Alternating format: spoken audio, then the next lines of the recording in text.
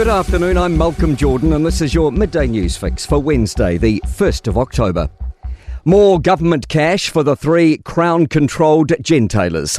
That's the biggest change in this morning's energy announcement, alongside plans for a new LNG import facility.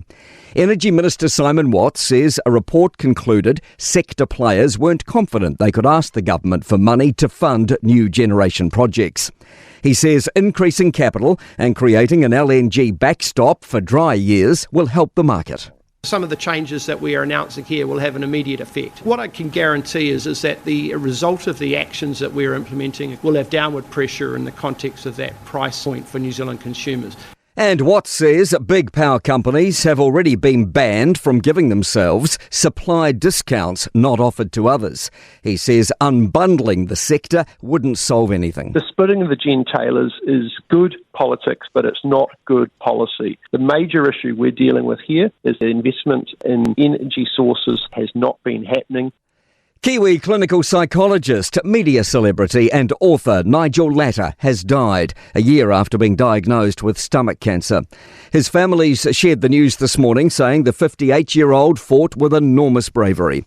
Latter posted a video on social media last September revealing he had an inoperable tumour. Now, that was not a great moment, right? Because these things happen to other people. That's how we always kind of think. Latter was best known for his psychology-based TV shows, like the politically incorrect parenting show. The Firefighters Union has agreed to strike this month over staffing, pay and the state of ageing fire trucks. It's notified Fire and Emergency of its intention to take action on October 17 from noon to 1 p.m. The notice follows an offer being rejected by 99% of union members.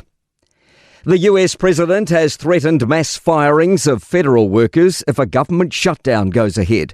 Democrats and Republicans are locked in a stalemate over whether to extend the Affordable Care Act.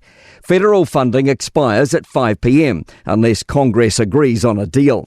Donald Trump's last term saw the longest federal shutdown in US history.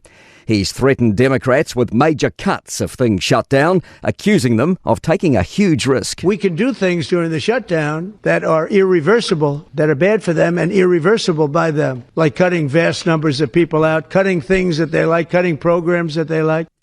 An explanation on a positive government update on mental health and addiction support targets. Data shows 84% of people are accessing primary care within a week, surpassing the target. More than 80% are accessing specialist support within 3 weeks.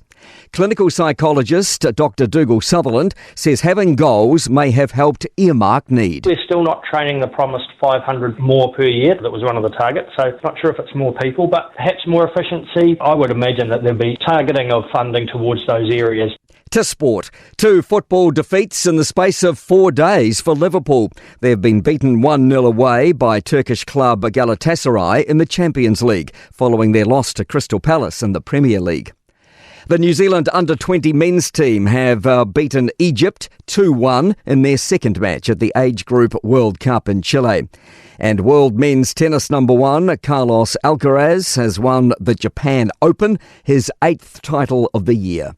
I'm Malcolm Jordan. That's your latest news fix. We'll be back with the next update at 5 p.m. from the Newstalk ZB newsroom.